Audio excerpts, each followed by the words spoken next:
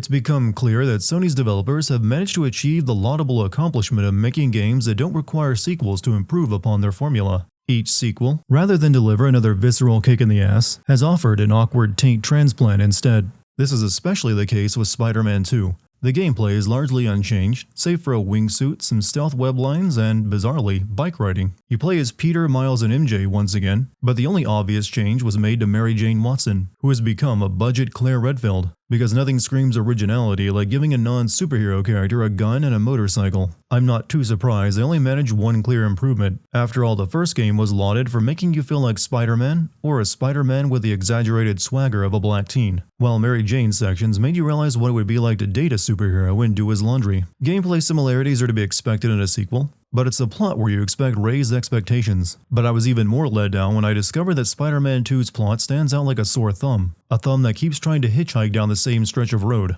Last time around, Peter was working on a science project to make the world a better place with his mentor, Dr. Octavius, until he was corrupted by his very creation and barely contained rage over his former business partner, Norman Osborn, and the unfairness of an illness slowly but surely taking his mobility and ultimately his life, compared with its sequel where Peter Parker takes up a job with his longtime best friend Harry to do science that will make the world a better place, until his friend is corrupted by an alien symbiote and the stress of living up to his father, along with a bitter sadness over his mother's death and the same untreatable illness that is slowly robbing him of his mobility and ultimately his life. The developers seem to follow a checklist. Supervillain prison break, check. Citywide epidemic, check. Foreshadowing Norman Osborn's transformation into the Green Goblin. Double check. Sony's sequels are increasingly feeling like DLC expansions that you pay full price for, which is what I thought the stopgap Spider-Man Miles Morales was supposed to be, while a true sequel was being worked on. Yet here we are, with the main event feeling even more like the first game than the filler game did. Insomniac's original Spider-Man design was good enough to prop up a sequel, but I'm not going to be that surprised when Spider-Man 3 hits us in 4 years, with nothing but a third Spider-Person as the ending suggests, and the remaining unused New York City boroughs.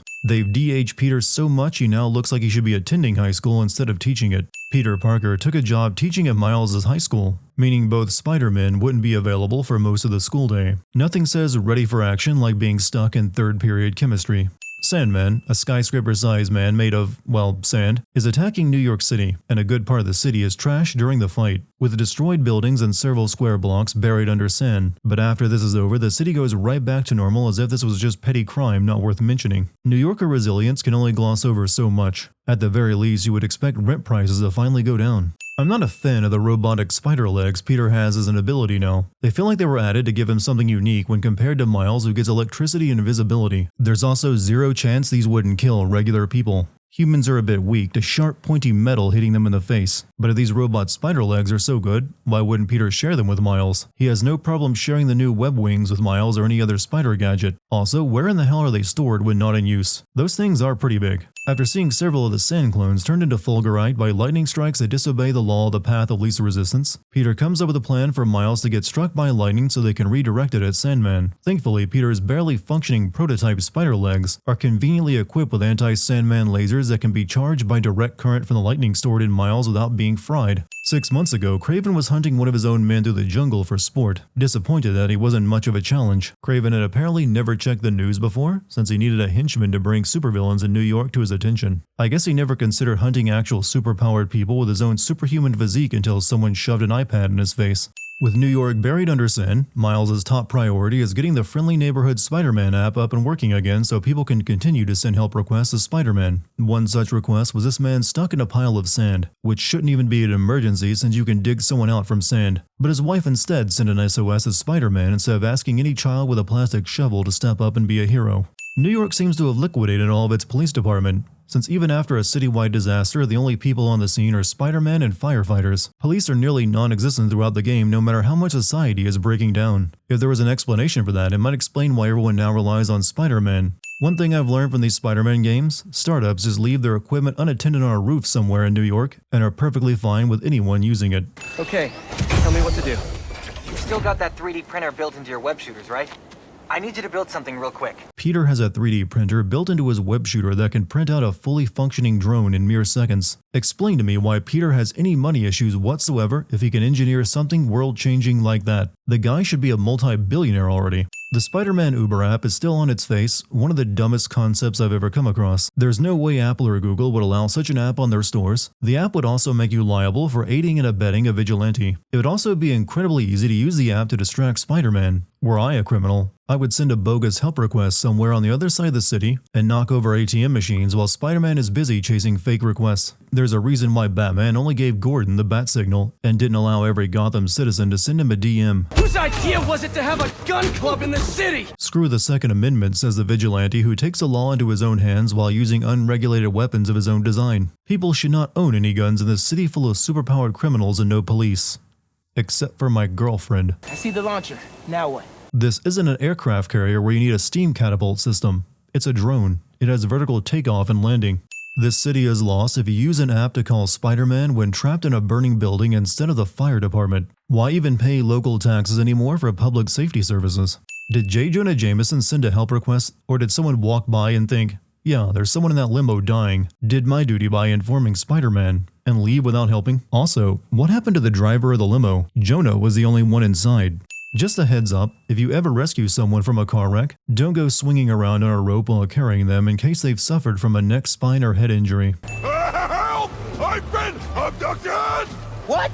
No! I'm helping you, man! Someone get a photo with this! Mass criminals kidnap beloved newsman! Actually, the moment Jonah said to put him down and you didn't, you kind of were kidnapping him. Peter gets fired on his first day for abandoning his students while the city is under attack. Given his circumstances, why doesn't he just crowdfund? If they can create a Spider-Man app to call for help, then they can include an option to accept donations. Mary Jane Watson, renowned bee-eater, leaves me convinced that the developers dare each other to recreate the main cast from memory each game instead of reusing their old face model. I might be joining you in the unemployment line. Jonah already cleaning house? Sort of. He's instituting a radical meritocracy. Yikes, what does that even mean? It means that whoever doesn't write a front-page story in the next week is fired. How do you struggle to find a story when the city was just attacked by a giant Sandman? That story writes itself, and there's no shortage of other supervillains to write about. This can't be that difficult. Aunt May left Peter her house, along with the massive mortgage she took out on it to keep Feast, her homeless center, afloat. The lady was old and living on a fixed income, but still took out a 30-year, $500,000 mortgage on her home in Queens. It's as if she wasn't just trying to keep Feast running, but trying to ensure she would end up living there herself. Have you thought any more about moving in? We talked about this. I need to be in the city, close to where the action is. Let me remind you that MJ is dating Spider-Man, someone who is well acquainted with being in the city where the action is, and he can still find time to live in Queens. Peter was surprised when he learned that Aunt May knew he was Spider-Man at the end of the last game, but considering one of his costumes was hanging right here in his old room, I would say that's how she found out. Harry surprises them by showing up alive and unannounced after recovering from his incurable illness, a miracle that Peter and MJ don't bother asking about. Despite needing a cane to get around, Harry brought along bikes for them to ride to where he wants to show Peter something important. By the end of this, he'll be running through school hallways without the aid of his cane, so I'm guessing it was just a prop. There is no chance that Harry Osborn, son of the very wealthy Norman Osborn, would have been going to public high school in New York. Back in the day, Peter used to keep a beaker full of web fluid hidden under the table in the photography darkroom, stuck to it with a web, the same webs that dissolve after just a few hours, so it would assuredly come loose and break open not long after storing it there for the day. Peter got fired from one high school today, then chased out of another by security. This man is never working in education again. I just want to tell you how I'm feeling. Damn it! Gotta You're in the make office! you understand. It's your mother. Karma was swift on that day. Harry set this school visit up just to tell Peter that he wanted him to be the co-founder of a research organization named after their dead mother and aunt. It would have made more sense to bring Peter in earlier before you decided on the name in case he wasn't interested, but Harry had already built the lab, made a sign, and hired staff before he got around to asking Peter. Spider-Man is on Craven's target list despite the fact that Spider-Man doesn't kill. The whole point of this hunt is finding someone who can kill Craven. The Sandman eluded us. Recapture not an option. Then he was not the one. Because Sandman eluded capture by your men, that somehow proves he wasn't the one you're looking for? I would assume Quarry managing to escape pursuit means it's more capable than the ones that don't. And when considering Sandman's abilities, I think he's the one guy on the list Craven would have a difficult time overcoming. Also, Craven drops his line of thinking once a lizard escapes from him. Just because you're Spider-Man doesn't mean you can't sit at a desk and write your college entrance essay. This would have taken more effort to set up and been more difficult to use since every press on the keyboard would push the laptop away from you. Does no one ever notice that Spider-Man is always exiting and entering the condo of Harlem's community organizer? As solid as Spider-Man is in the superhero department, community hero, brainy not brawny, he's always had one glaring weakness. His villains kinda suck. Beyond the VIP trio of Doc Ock, Green Goblin, and Venom, you're left pushing all the unappetizing villains of the week to the edge of your plate. Having checked off Doc Ock, they've moved on to Venom, the bad boy version of Spider-Man. Less friendly neighborhood and more of the attention-seeking edginess that defines everything Todd McFarlane ever created. Honestly, I've never gotten the big fuss over him. His story arc is predictable. Spider-Man is having a tough time, finds some alien goo, powers up, becomes a jerk, and finally ditches the goo when he realizes he's being a tad too toxic. Then the symbiote hops into the next troubled soul, rinse and repeat. Without a second Spider-Man, this would be the whole game. Miles, on the other hand, is stuck rehashing Peter's old battles with Mr. Negative, who pops up just enough to serve as a philosophical musing point for Miles on forgiveness and the emptiness of revenge, which was a thematic underpinning of Miles' standalone game where he already knew all that, as he tried to convince his childhood friend to give up on revenge for her brother. So it seems an awkward lesson for Miles to have to relearn it himself. I can sort of see Kraven sneaking cloaking choppers into the country, but how did he also ship in harpoon-launching trucks? Hell, how did he know he would need those? That's a very specific piece of equipment that can only have niche uses. Also, unless these trucks are heavily bolted to the ground, it would be physically impossible for them to pull the prison ship due to the weight difference. They would end up pulling themselves toward the ship instead. There's someone out there! Scorpion! He got out and he threw me in here! Scorpion felt the need to impersonate a guard and scream for help inside the sinking ship, as if Spider-Man wouldn't have helped him even knowing who he is. Knocking open the door releases all the restraints on Scorpion for some reason, and Scorpion was somehow able to incapacitate the prison guard with his venom despite his tail being restrained before Miles entered. Peter had to rush to create an antidote for Scorpion's venom back when he was injected. Miles receives a dose and walks it off after just a few minutes of hallucinations telling him how much he sucks. Miles comes across Lee in his cell drowning and hesitates to save him, only for his electrical powers to start going haywire simply by being near Mr. Negative. Since you can safely guess Peter will be getting the symbiote suit and the additional powers that come with it, the game didn't want to leave Miles hanging even though he already has more powers than Peter, so he gets a new type of electrical attack.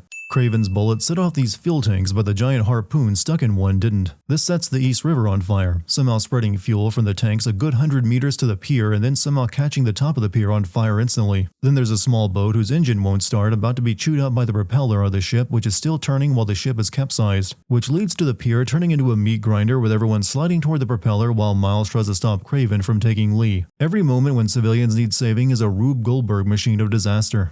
Sure would be handy to have a web shooter right now that sticks people to the surface instead of trying to hold them all with your hands. How come Kraven never targeted Miles' uncle, the Prowler? He's on parole and retired from the supervillain game. Time to stop being Spider-Man so you can go to Miles' college fair. Luckily, a teacher has gone missing and Miles decides to deal with that instead of meeting a guy from the Empire State University. How exactly Miles has access to a teacher's fitness tracker so he can find her, I don't know. And it's kinda creepy when you think about it. Normally, tech startups have a specific goal in mind. Harry's has no specific project to aim for other than healing the world, something his mother used to tell him, and so devotes his startup's time and resources to several projects that are not at all scalable in any way. Every one of Harry's projects sounds like a scam Kickstarter campaign, such as making bee drones that shoot down bee predators, batteries that are powered by riding bicycles, and genetically altering plants for higher crop yields, something we already do.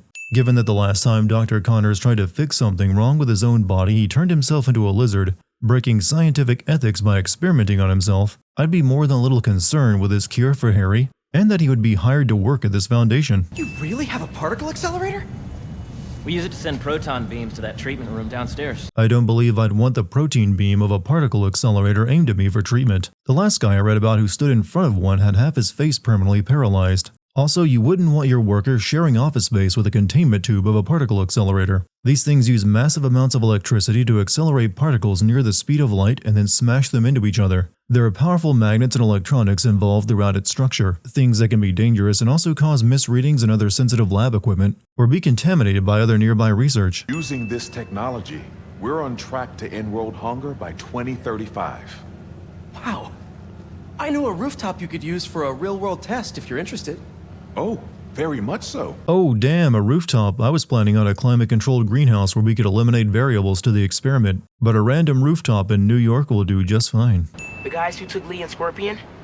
Genki and I tracked the exhaust trails from their aircraft to the Williamsburg Bridge. You can track exhaust trails to Kraven's stealth camo bases a full day after the attack. And if Miles tracked the exhaust trails to this bridge, why didn't he bother investigating further instead of calling Peter to do it? He has a personal interest in this due to Lee being taken. Are those drones like water bottle rockets that shoot up if you knock the back of them off or something? These drones come with an internal switch that activates a holographic projector which displays where its home base is. It's a real stupid inclusion that serves no purpose to its creator other than to reveal where you are. After seeing a grappling hook the hunters use, Peter gets the idea of shooting web lines of his own. And he can design this technology instantly in his visor and produce it on the fly. This is the same guy who took a job where people are designing bee drones and bicycle batteries. Never gonna win best in show with that attitude. Do you think the robot saber-toothed tiger cares about your jokes, Peter? First, Miles recovered in minutes from Scorpion's venom, and now Kraven is simply immune to it.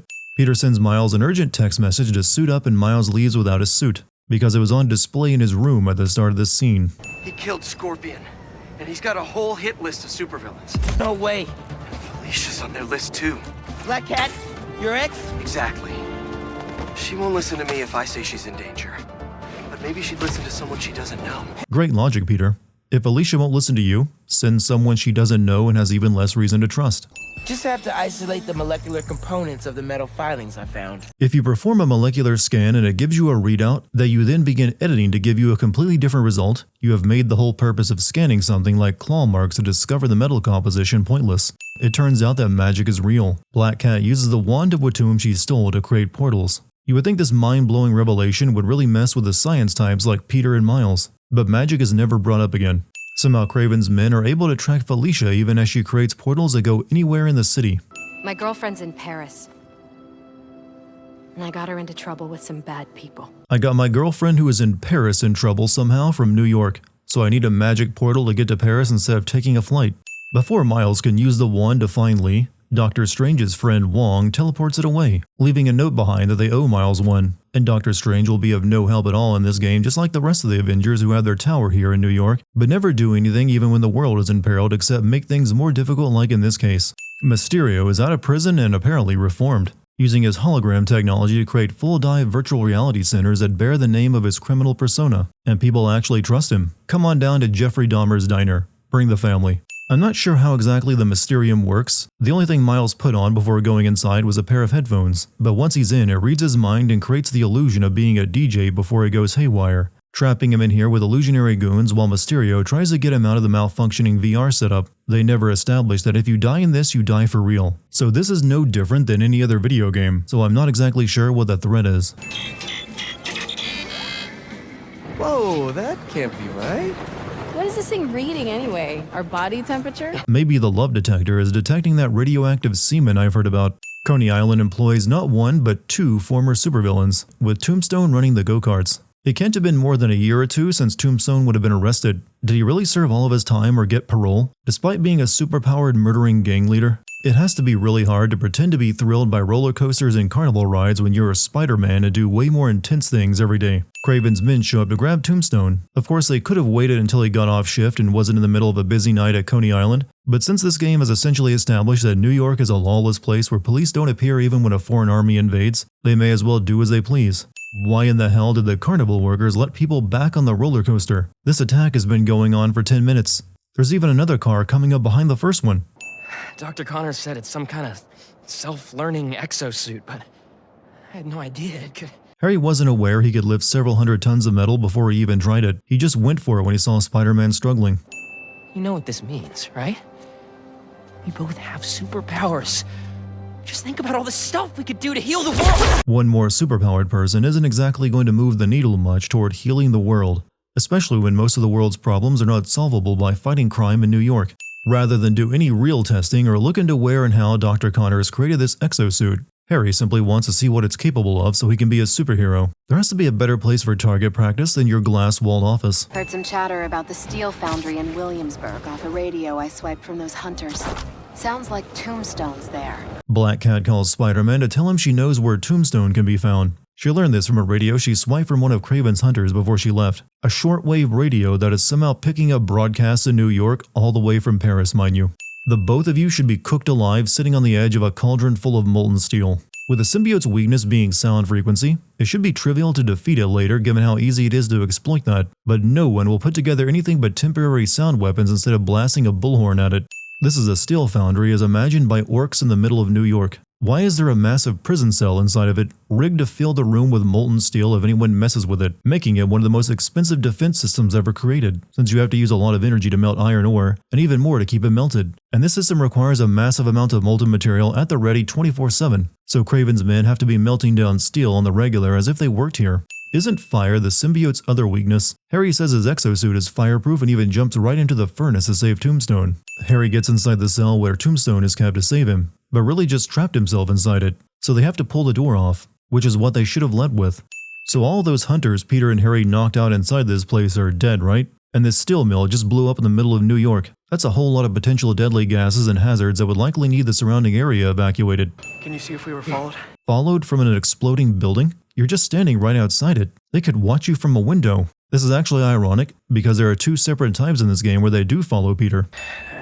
Super stressed about my college essay. Show of hands, who really loves this subplot about Miles suffering from writer's block on his college essay? Especially those among us who know how college entrance works nowadays. All Miles has to do is write that he's the biracial son of a hero cop who died saving civilians, and his mother is the elected representative for Harlem, New York. Colleges will beat a path to your door for that story.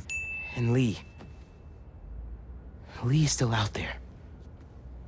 Doesn't that bother you? Yeah, you are weirdly calm despite being a politician in a city that is currently under attack from a foreign army while your husband's killer is free. Her biggest concern is making sure a cultural museum gets enough donations and retrieving stolen music instruments. MJ discovers that Kraven's hunters captured Dr. Connors after swinging by his home and finding Kraven's men there. Why they're there when they already have Connors, I don't know, but MJ snuck into their van while they were searching the house and found an unsecured laptop that told her that they had taken Connors and where they took him. And then they drive off with her still in the van because she failed to realize that a laptop is something you can carry and don't need to stay where you found it. She even drops her phone when they shut the van doors. MJ's sections are still primarily built around stealth, but she now has a taser gun to knock people out with. Though her taser must be incredibly powerful because Miles can't even take down hunters in one hit with his own electricity.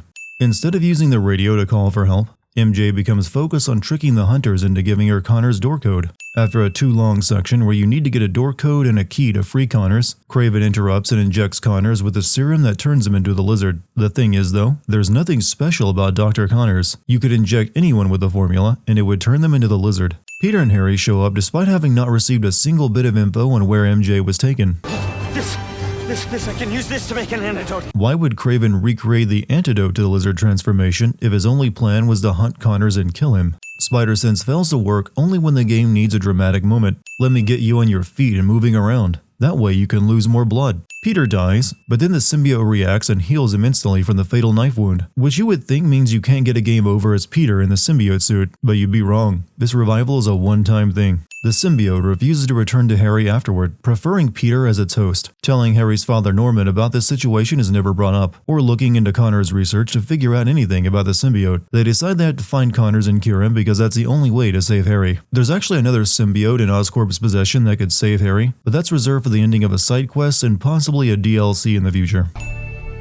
We need to find Dr. Connors.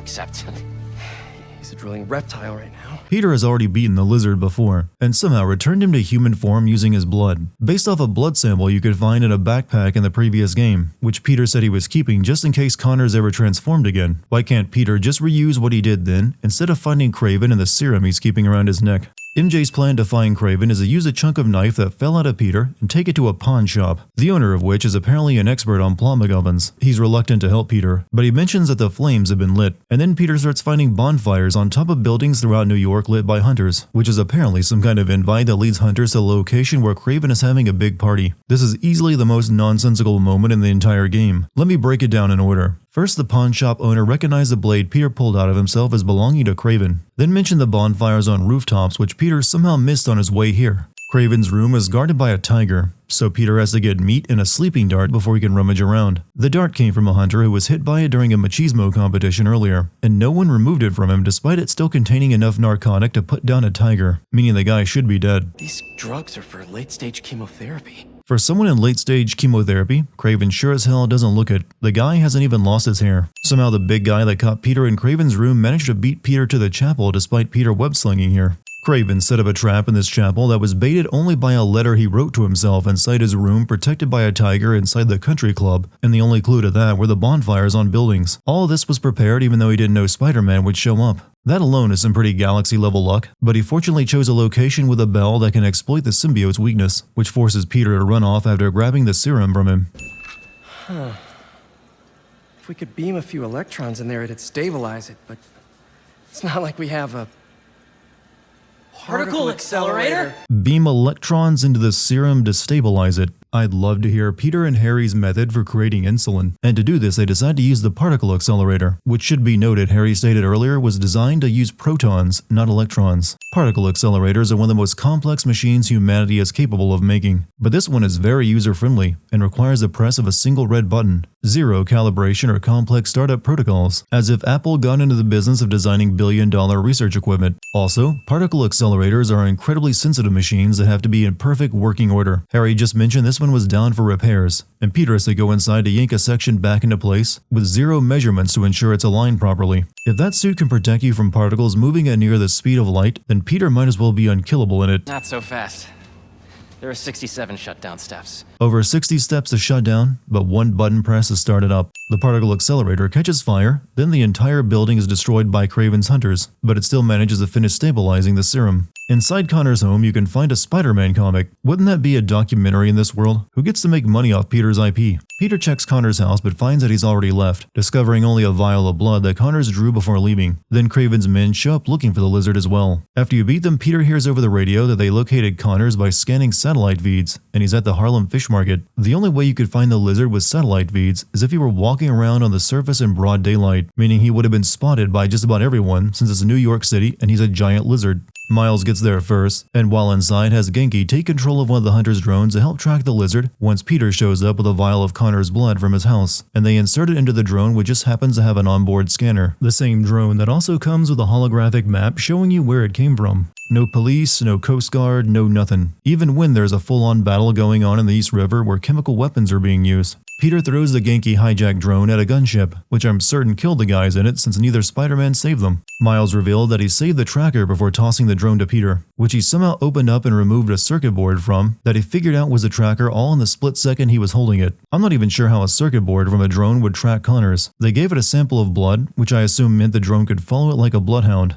But the circuit board wouldn't have any sensors for tracking on it. At best, this thing is just a processor that would have handled the application. Evil corporations will stick secret biolabs right in the sewers like you don't need clean and sanitary conditions to conduct biological and genetic research. Why none of them ever realize it's way cheaper to offshore to easily bribable nations rather than dig beneath major metropolitan cities is a mystery. I'm not even sure why they did this. Researching the symbiote wasn't illegal. This rock was part of the meteorite the symbiote came from that Connors used the particle accelerator to split in half. He then left this clearly not normal rock down here in the abandoned lab in the sewers despite how potentially dangerous it is. There wasn't even a lock. It opens up as soon as Peter approaches the holding tank. Finally, some police officers, who back off as soon as the hunters show up and chase the lizard while destroying the city's infrastructure and endangering the lives of the citizens. Peter has had real trouble sticking lizard with the antidote since its scales are too thick. Meanwhile, Craven figured out that a crossbow works just fine to penetrate those same scales, while Peter has to stick it in the lizard's gums. Connors notices Peter wearing the symbiote, then takes Peter back to the meteorite, which seems like a dangerous move since he wants to keep the symbiote away from it.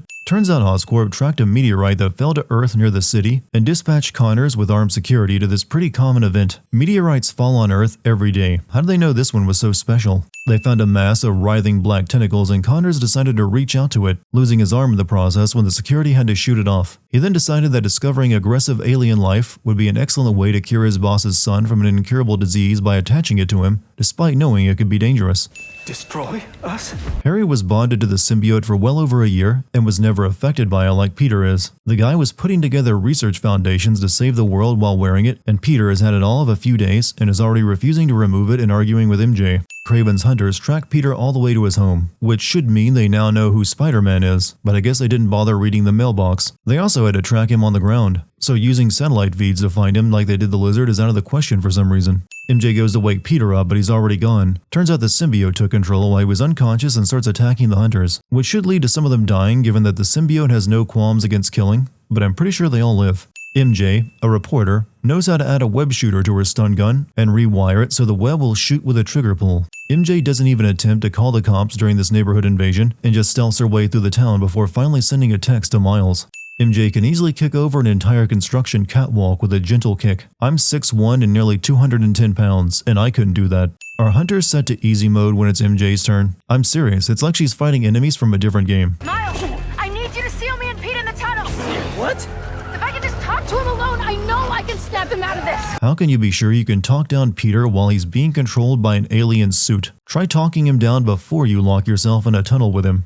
You know, we're making a lot of noise. Police will be here soon. Where does such delusion arise from? So far, the police have not shown up for any hunter attack, nor will they ever.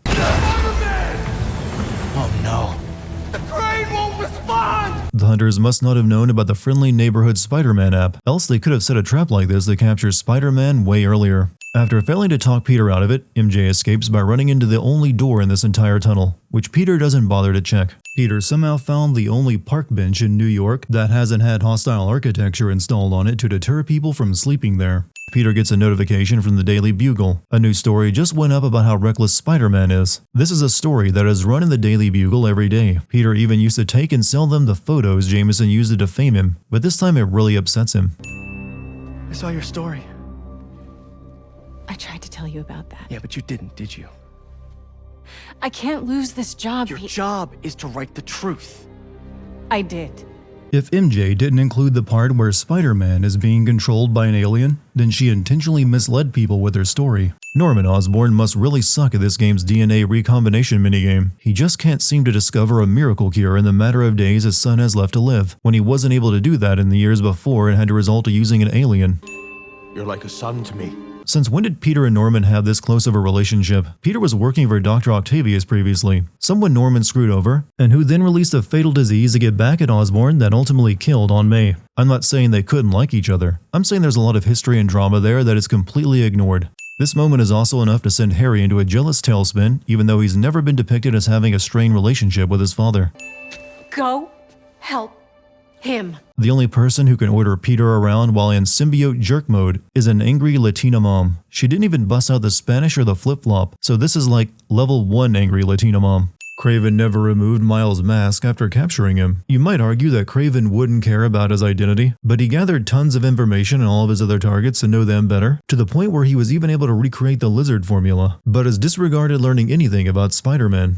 I don't doubt Miles could break open that cage, but it does make me wonder why they bothered putting him inside it since they're expecting him at the arena. You don't have to go through with theatrics if no one is going to be watching.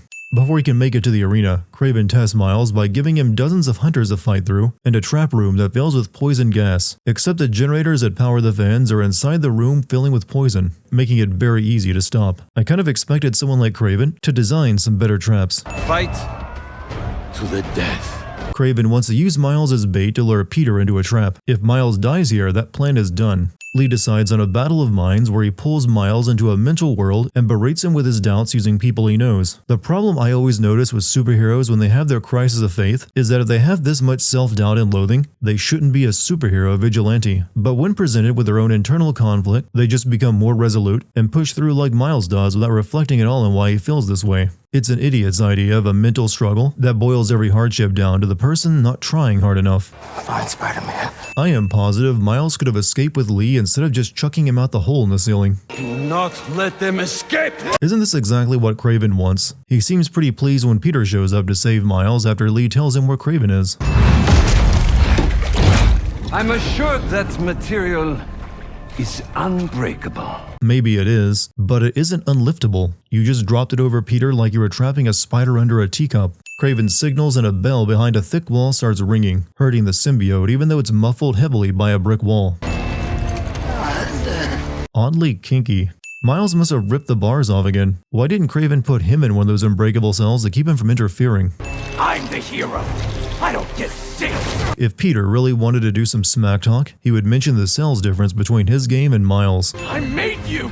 You owe me. I know you don't mean that. All I wanted was to save everyone. Odd how the real Peter saying the same exact things Lee's hallucinated Peter said doesn't get under Miles' skin and make him doubt himself, even though it's the real Peter this time and not something he knows is an hallucination. I need this suit. It makes me a better Spider-Man. Imagine how much more impact this scene would have had Peter ever failed at being Spider-Man in this game. I don't know what he's beating himself up over. And they spent all that time finding and saving Dr. Connors in hopes he could remove the symbiote when they could have just ripped it off. They never even tried to do that. Also, it's a little bizarre that Peter was wearing the Spider-Man suit under the symbiote. Where did Miles get the Oscorp container from? I know for a fact he wasn't carrying that around on him, and it's the correct container for symbiotes as well, based off the one containing Carnage.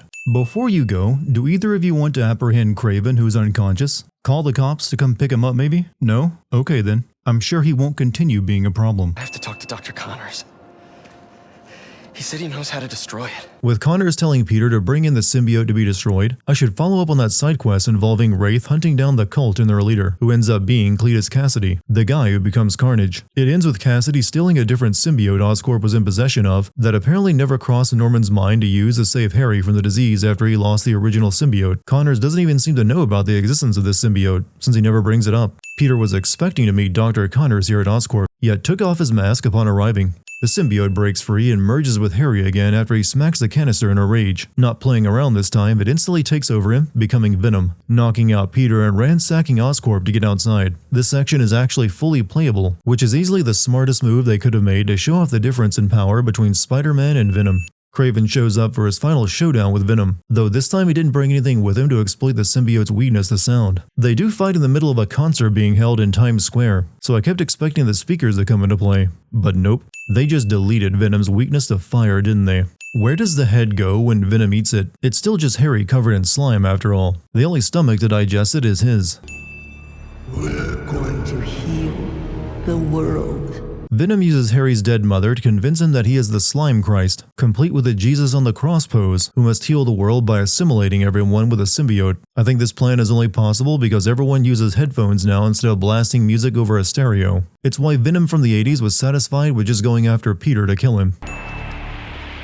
How am I gonna find you out there? I don't know, probably the same way you found Connors, by looking for him. That never seemed too overwhelming a task. Or by using the tracking tag Harry was already wearing. I guess that wasn't an option when Connors went missing despite working at the same company, meaning he likely carried the same badge. Peter tracks the badge to under an overpass where he finds the first people Harry has covered with symbiote offspring. Beating them up is enough to free them from the symbiote and destroy it in the process. Finding a way to remove a symbiote was a subplot for the second half of the game. Removing a symbiote just keeps getting easier. Miles has the idea to recreate the bell sound by mixing samples from the dock. You just need a loud enough sound, not specifically a church bell. And you don't need to record any of this live. For someone studying music technology, Miles doesn't seem to know he can go into any DAW and sound library and do the exact same audio engineering. No fishing trawler is going to move that fast because of a little extra juice. Boats are powered by fuel, not batteries. So punching some electricity into the engine would do nothing but fry it, and the sudden stop in the hangar would trash it. I don't believe these sonic charges would work properly. It's a short moment of sound waves instead of the prolonged vibration you need to be really effective. So even knowing the symbiote's weakness, they still design an inefficient counter. And they never tell the rest of New York how to combat symbiotes using sound. Something regular people would actually be capable of doing with some speakers. Tell everyone to take refuge in nightclubs or something. How much time does it need? How much time? A minute? He built the damn things. Does he not know? And why does it take over a minute for the Bluetooth to pair up so they can go off at once? I love this. You do? You've hit the nail on the head.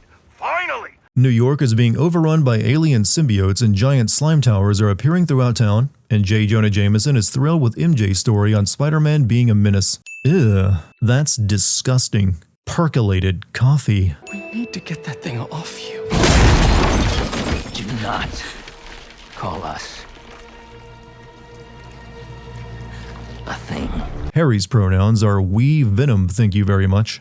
No, look out, my superhero boyfriend. If MJ can tank that hit, I'm sure Peter would have been just fine. Peter struggles to free himself from under a fridge when earlier this guy pulled himself out from a pile of rubble and managed to hold up 2 roller coaster cars. The scene director is being too cute for his own good. There's a term called fridging in comics which refers to doing something terrible to a woman in order to motivate a male character. It originated when a comic book hero's girlfriend was killed and stuffed in a fridge. Here Peter gets pinned under one while Venom turns MJ into Scream. Show him what he's missing. God, this feels like the devs are channeling their cuckold fetish into this. If this is about your job, This is about me. Hey! Not my job or this stupid house. Not about you!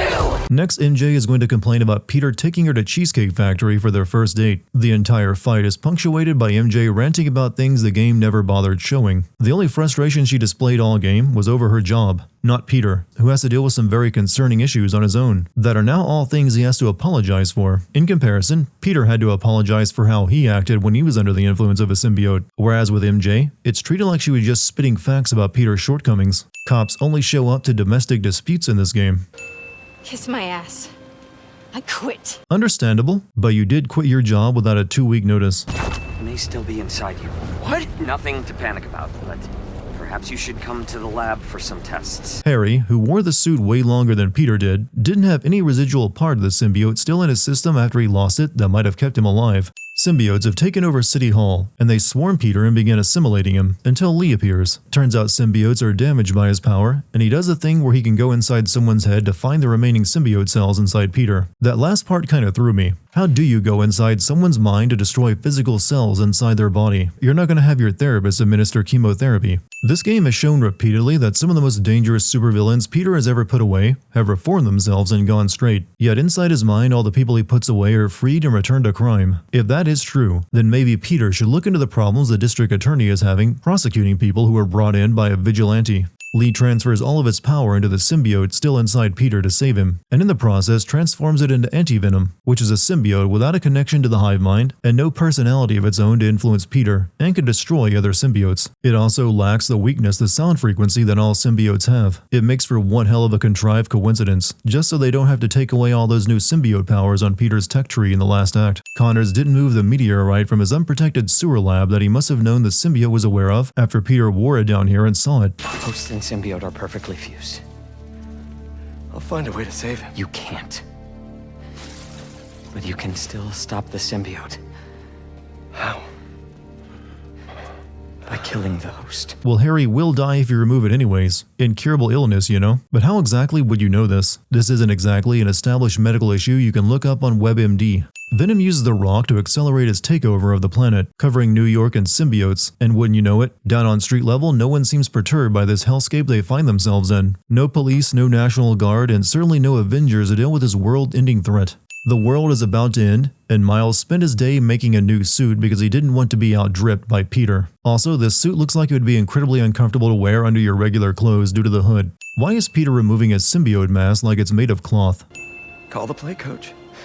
They are really pushing the angle that Miles is the primary Spider-Man now. I thought they were supposed to be on equal footing for this game. Why have a countdown on your Sonic charges? It's a digital device. It doesn't need to wait for a fuse to burn down. Just have it go off instantly. No one has expressed physical discomfort over the sound waves like the symbiotes have. Drop the bass already. This makes the 4th time Miles has been in an alternate mind space in this game. First the hallucinations caused by Scorpion's venom, then the virtual world of the Mysterium, then Lee's mental dimension, and finally the symbiote hive mind. The only reason this happens is so he can learn where Venom is at and that his girlfriend is under attack.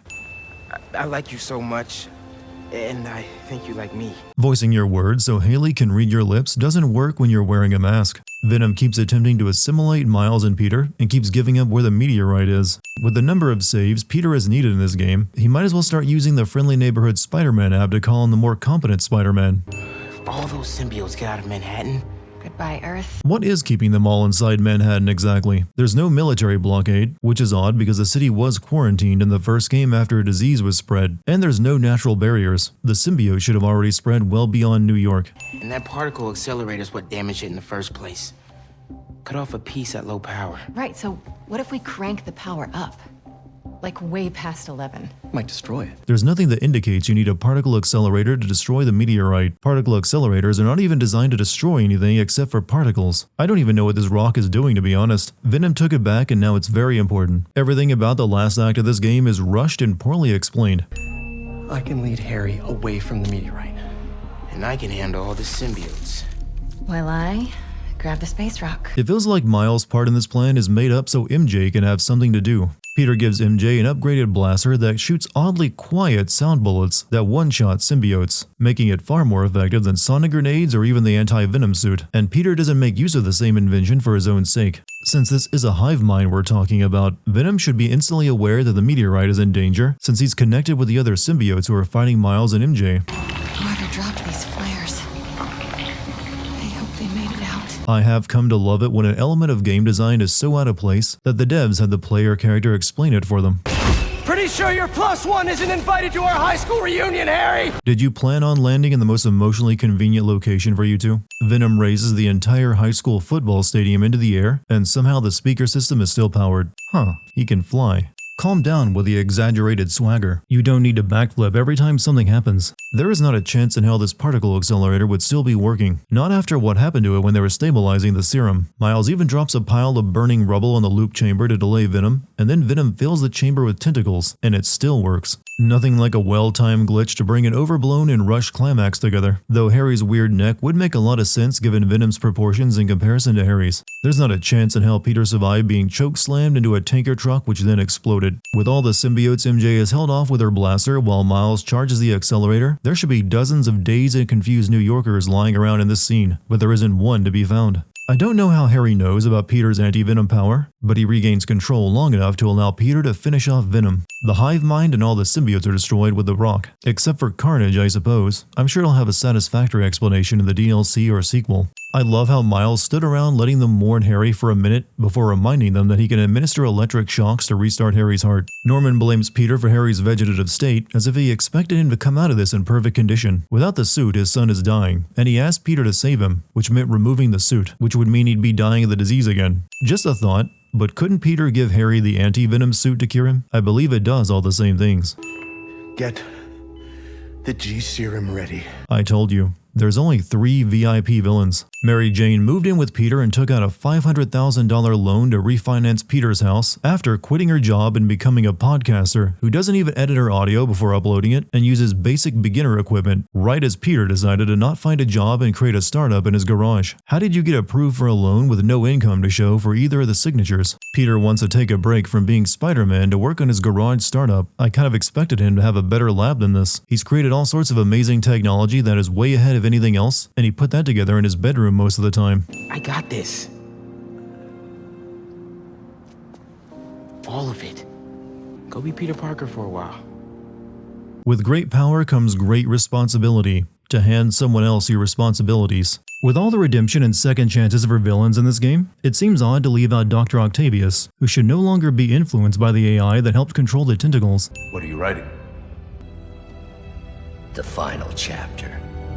No, you weren't. You were in the middle of the book. Oh, and this is my daughter, Cindy. This game already struggled to find enough relevancy for both Peter and Miles. Now they're planning to add the Spider-Woman with the weird sex pheromone plotline, and possibly even Venom based on the Insomniac leaks.